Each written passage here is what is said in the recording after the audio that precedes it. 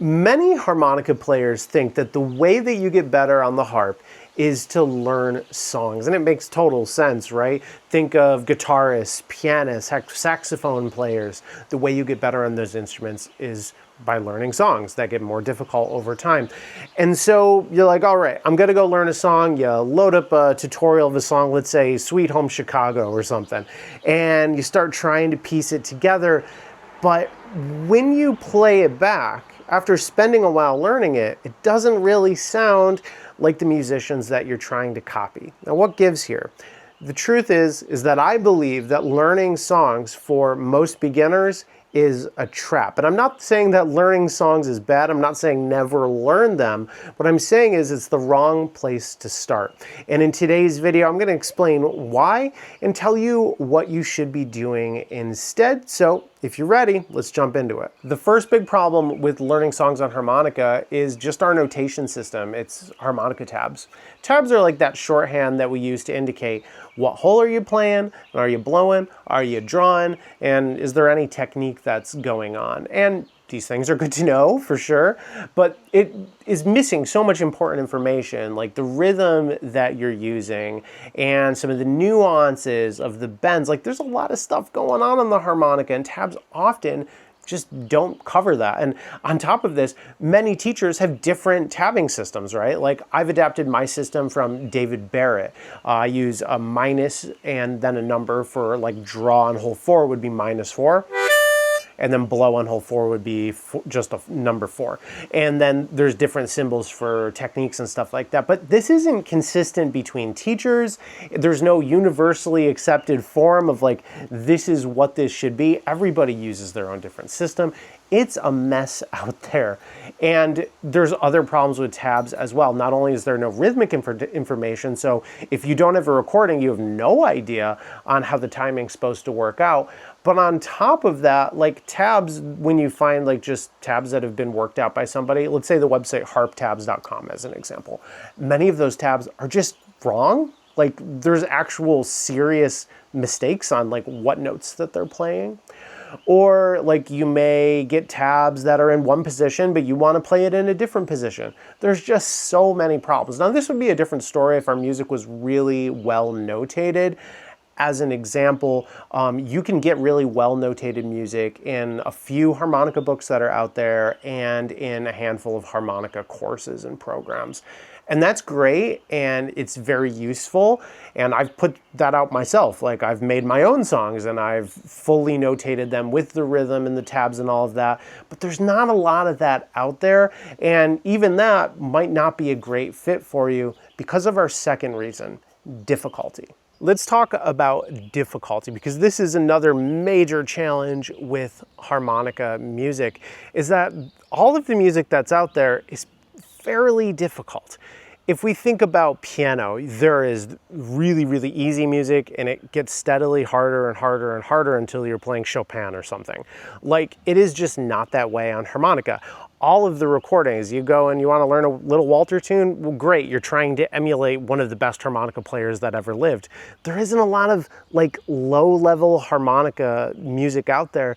Like there's no easy songs to learn is what I'm trying to say. Everything is difficult. And because of that, it's very hard to get that series of small wins that helps you build your confidence, build your methodology on how you actually put songs together. Like everything is really hard.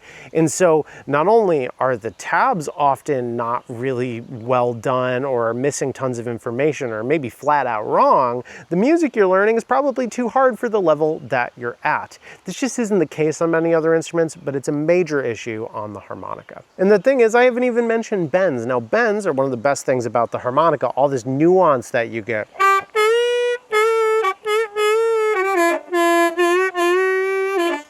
All of that cool stuff isn't really well conveyed by tabs. It'd be even hard to really properly convey it in really well notated music. There's a lot of subtlety going on. There's a lot of sometimes like chords are leaking through. Also, like some harmonica players are puckering players and they have one particular sound, and then there's other players that are tongue blocking players and they could just do different things easily. Like puckering players can repeat notes really fast. Tongue blocking players have slaps and pulls, and it's a little easier to play double stops. So there's a lot more of that going on. There's just a lot of nuance in harmonica music. It's not easy, which is one of the major reasons why it's very hard to learn. There's another factor in this as well, is that there's a lot of songs that just don't have tabs. Like, no one's done an arrangement of it and can instruct you like how to put this song together. Like, a lot of harmonica players, like, they just don't really use tabs. They just kind of hear the song and they play along with it. And if you're not at the level where you can do that and you don't have tabs for the song that you want to learn, like, what do you even do? Do you see how confusing and messy this is? The key point is this: for song learning to work, you need to get some wins under your belt. You need to learn some easy songs, have success with them, actually put the whole song together, get it working, get it sounding good, be like, yeah, I did that, and then move on to the next one. And I know, because I'm a guitarist, this is how I learned guitar. It's just very hard to do that on harmonica. The music's difficult, the notation sucks, or it's even wrong, and there's just so much nuance that you're missing out on, or that may have been interpreted differently by the person that you're learning from. And as a result, unless you have a really well notated song and a teacher that is willing to sit with you and work this out with you, it's just really hard, and it's a trap. For most players, it's a waste of time. So if you're not learning songs, what do you do? Well, my take is that you learn how to jam, you learn how to improvise, you learn how to play both on your own, with a backing track, and with another person.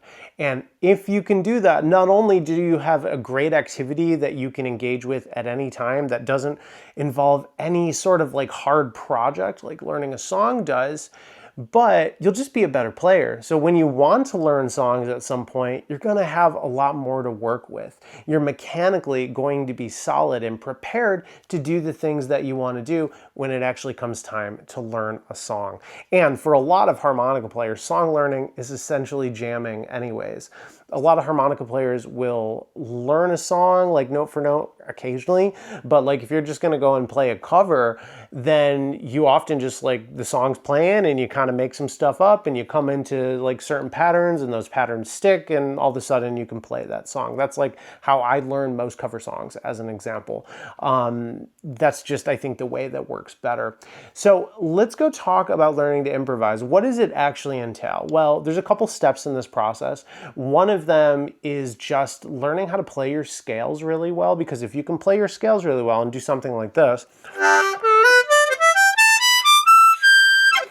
you can just do that as you play. And so you go pop on a backing track and you go use the skills that you've built up during scale practice, and you're gonna sound decent to start. And then you just actually learn the moves to make as you improvise.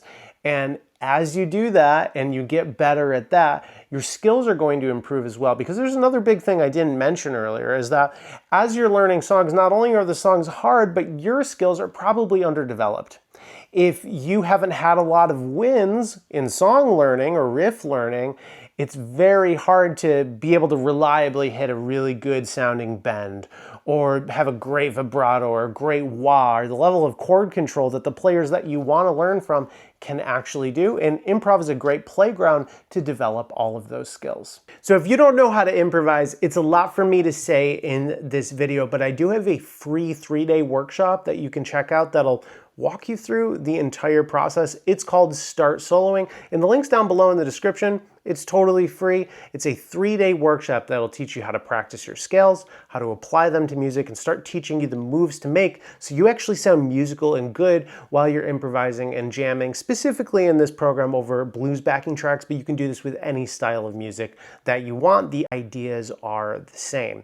And here's the cool thing that's gonna happen after you do that. So after you start jamming and having some success, something really cool happens, and I've seen this with my students many times over, is that the songs that you wanted to learn in the beginning, they start coming easier. If you do spend the time to go work on them, it's just gonna work out better because your skills are better and you know how to jam, which also means that when you want to learn those cover songs that don't have tabs or an arrangement, you're actually going to be successful in picking them up because you have the skills to just like understand where notes are by ear a little bit better. Your technical skills, like your bends and your single notes and all that stuff, is just going to be more solid, and all the time that you have spent practicing improvising is going to improve your rhythm, so you're going to be more on time.